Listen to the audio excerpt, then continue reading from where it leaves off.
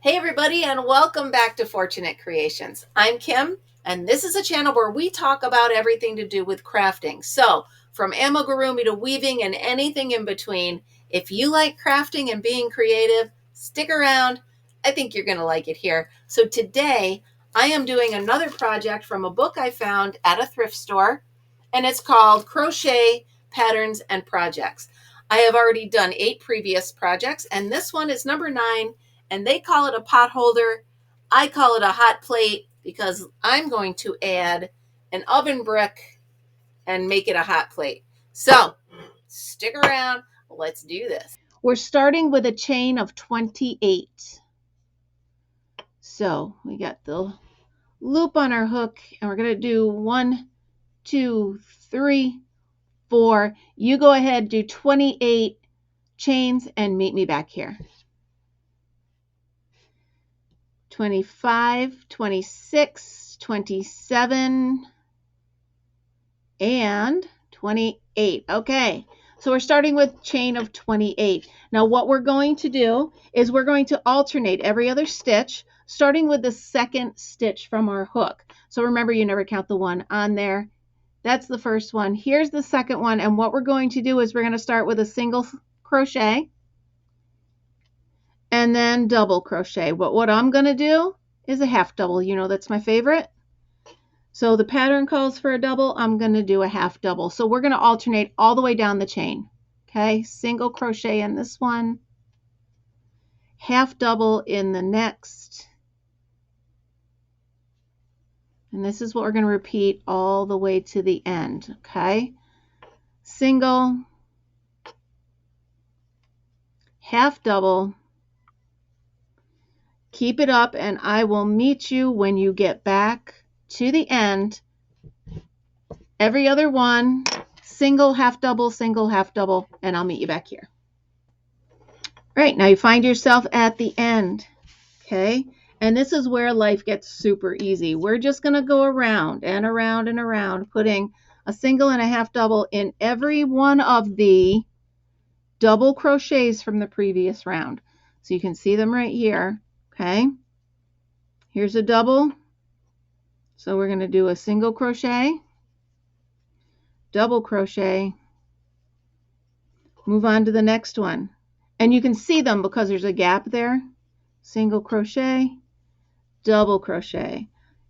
Every other, it's going to be every other stitch because we've got the single then the double the row before. So you're going to do a single here and a double here. Okay. Single here, double here. Keep going all the way around. Now, I'm going to go ahead, I'll meet up with you at this end to make sure you have it down on how to go around, and then we'll meet, actually I'll just meet you up right here. Okay, so we're at the end, and we're just going to keep going just like we did every other stitch. So you can see that's the double right here. We're going to do a single crochet, double crochet in the same stitch, a little tight because it's the end, half double I mean, and again we're just going to keep going. Okay, it's every other stitch. You're going to do single, half double, every other stitch, and you're going to keep going, and you're going to see a nice pattern is going to start to take place. So what you're going to do is 13 rounds. Okay, so you just keep going around. You can mark the rounds with a stitch marker if you like. I just use this as a guide as to, this is my original tail. I just use that as a guide as to where it starts and stops, because what I'm actually doing is I'm just going to do it big enough to fit this. So the instructions do say 13 rounds. I'm going to check it at 11 or 12 rounds and see if that's big enough. But go ahead, keep going, and I will check back with you after 12 rounds. Okay, as you can see, I am at 13 rows and I have set the hot plate inside. Okay, so there we go. Now what I'm going to do here, you can see where it ends, right? Because this was the way it was going, and now we're folding it the other way. Okay, so I have to now make the part that's going to hold it still, but also allow you to take this out and wash this should it get soiled. So I'm going to have to crochet. Let's see if I can find this part. Okay, so what we're going to work on next is this part right here. So we're going to need a loop, okay, and we're going to need a button. So let's start with the button. Okay, we'll set this aside for now. And you're going to chain, actually no, let's go with the magic circle. Since I've learned it and I know it, let's go with the magic circle. So the magic circle, you go under, over, around, scoop, and through. Okay, over, under, around, scoop, and through. Now, if you don't like the magic circle, obviously, you can chain 4, loop it around, and make a loop. However you make the initial loop is up to you, but we're going to go ahead and we're going to do 8 single crochets in the center of whatever circle you make. So go ahead, make the circle, and do 8 single crochets in the middle of the circle. And I'll meet you right back here. Okay, we've gotten back around and we slip stitched into the very first one. Now what we're going to do, because we want to make a button, we don't want it too big, so you want to half double one time in every one of these stitches. So we're not increasing, we're just doing a half double in every stitch all the way around, because you want it to be the same size but just a little bit thicker. Okay, so in here we are doing one half double in every one of these. Okay, go ahead and I will meet you back here. Okay, we have a half double in every stitch. Now you could leave it as this, either way it would work, but what I want to do is actually make it look like an actual button. Okay, so I'm going to do a decrease here. But you go in, we're going to do single crochet decrease. So you're going to go in the first one, pull up a loop, into the second one, pull up a loop, and then pull all 3 together. We're going to do that one more time. In the first one, pull up a loop. In the second one, pull up a loop and do all 3 together. Okay? And our button is starting to look like a button. So I'm going to leave it there. We're going to go ahead and snip it off and pull it through. Okay? Now the reason I'm leaving it like this is you want it to be a button that you can use, but you also want it to be flat enough so that when you rest something on your hot plate, you want it to be able to sit fairly flat. Okay, you don't want to have have it teetering on there. So, all right, now we're going to take out the brick and we're going to go ahead and sew on the button. So we're going to take our needle and you're going to feed this through so that your loose ends are all on the same side of the button. Okay.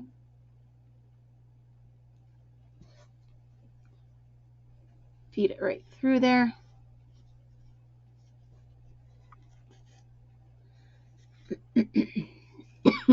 And you want to make sure when you're doing the button, you want to make sure that you leave yourself enough thread to sew it on good and tight. But you also want to make sure when you sew it on that you give yourself enough room, because it is a button, so you need to be able to get your fingers up underneath it. All right, so I've got both strings down bottom here, and it looks just like a flat button. So I'm going to go ahead, you can see where your pattern ended, and remember it ended that way because you took something that was running this way and folded it the opposite direction, corner to corner. Okay, we're going to feed both of these strings right through into the other side. Okay, hope you can see what I'm doing here. Just folding that right in there. And now you still also have your string from the end of your work. So you have 3 strings here. Go ahead and put your button wherever you want. You can center it, you can off center it. I got it a little off center because that's where my pattern ended and I wanted to make it look a little bit neater. So the first thing I'm going to do is tie this on. Not too tight because you don't want your work to buckle, but you want to tie it on there, okay? And you can go ahead, take one of the strands and sew back and forth a few times after you've tied it. Again, we're just reinforcing things, so that helps. Back through. Still leaving yourself room to be able to maneuver the button and use it as, you know, you want the edge. Don't sew the edges, sew more towards the middle, okay? Can even pop up through, whoop. You can even pop up through the middle.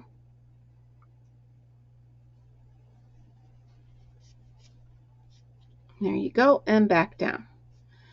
Now that our button is secure, we need to make the loop to put over the button. Again, we're going to tie these off and then hide them.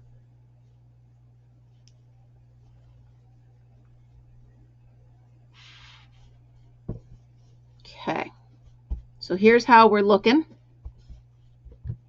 And I need a little bit of a button loop.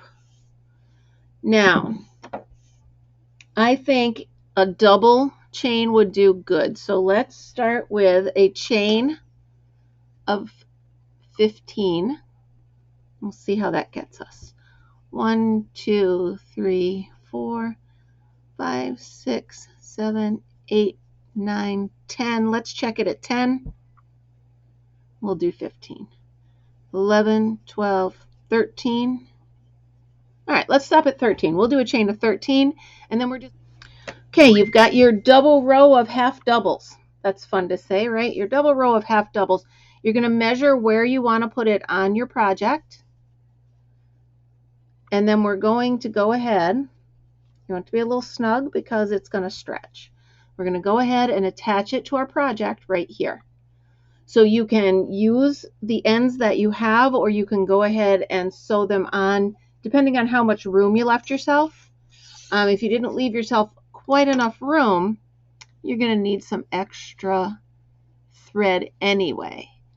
So I go ahead and I pull my ends through here, tie them off because you know I'm always wanting to tie things off here. So tie that right off, nice and tight.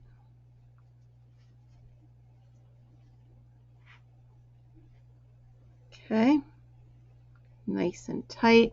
And then I'm going to go ahead and I'm going to get some yarn and I'm going to sew this on. I can actually use scrap yarn or something I have sitting around here. And we're going to sew it on. Where'd my needle go? There it is. So measure twice, cut once, right? That's how the rule goes. Okay, so I see I'm going to sew it right into here. Okay. I'll let my nails grow so I can pick these things up, huh? All right, so right in here, go up from under so that your tails are inside. Remember, when you're pulling it, don't pull too tight or you'll pull it right through.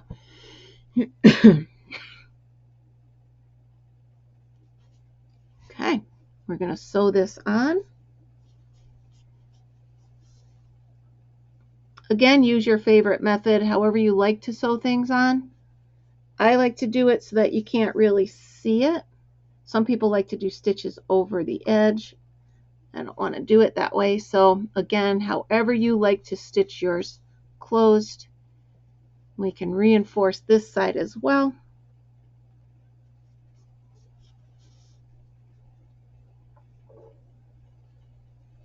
All right.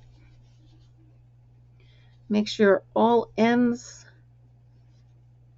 are able to be tied in and hidden.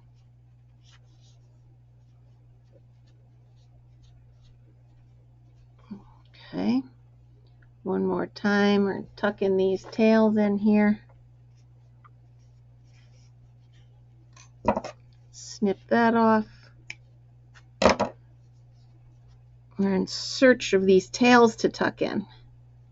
I have a tendency to leave mine really short, and that's why I insert the needle and then I insert the thread. Someday I'll remind myself not to pull the tails or cut the tails too short. But all right, there we go. We're snipping that off.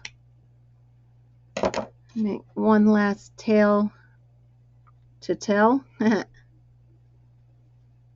right.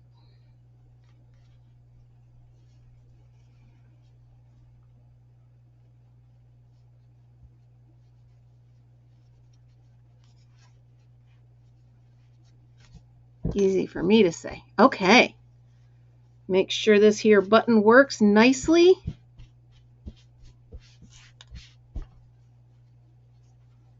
There you go. Let's put the hot plate inside.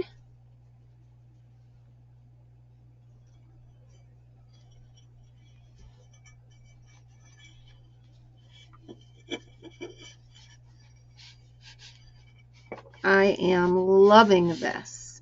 This is going to be such a great, with Easter coming up and we've got Easter dinner coming, you're going to need trivets to sit on your table and keep your items warm. These are going to heat up quickly and make an adorable addition to your Easter table. Okay. If you want to do them in different colors for Easter, that would be beautiful as well. So in making the hot plate, I had an idea. Okay. The name in the book was a pot holder. So I'm going to go ahead. You know how when you're doing a tutorial, you make a few and you videotape them up to a certain point. So I'm going to now take one of the ones that I was working on. When we got to the point, you'll recognize this, it's your 13 rounds. Okay, we're getting to the point. I'm going to go ahead and I'm going to change this pattern so that it will be a pot holder that you can grip like this. I'm going to bring it down to here and I'm going to bring it to here with openings. I'm going to bring it to here. And all I'm going to do is I'm going to now just go back and forth with these rows. And then I'll connect down here and I'll go back and forth with these rows. So it's going to be like a puppet. Come on, focus. There we go. It's going to be like a puppet.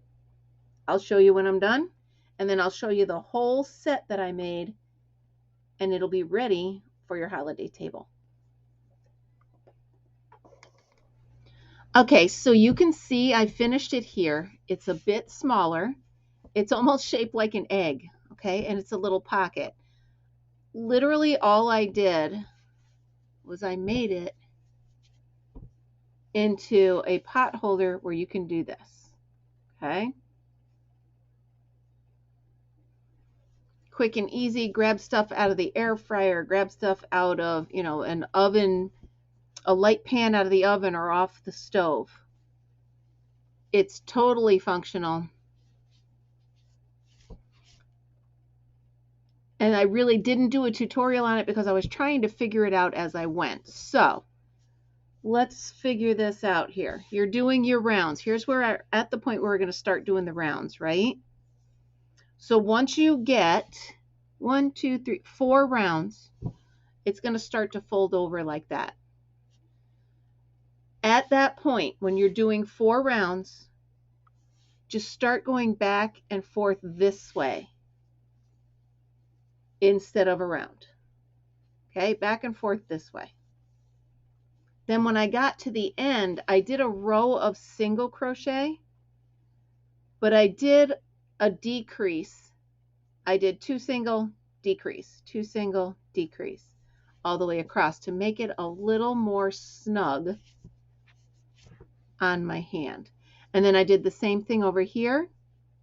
Okay, so after I did the decrease row, I single crocheted down to bring my yarn over here.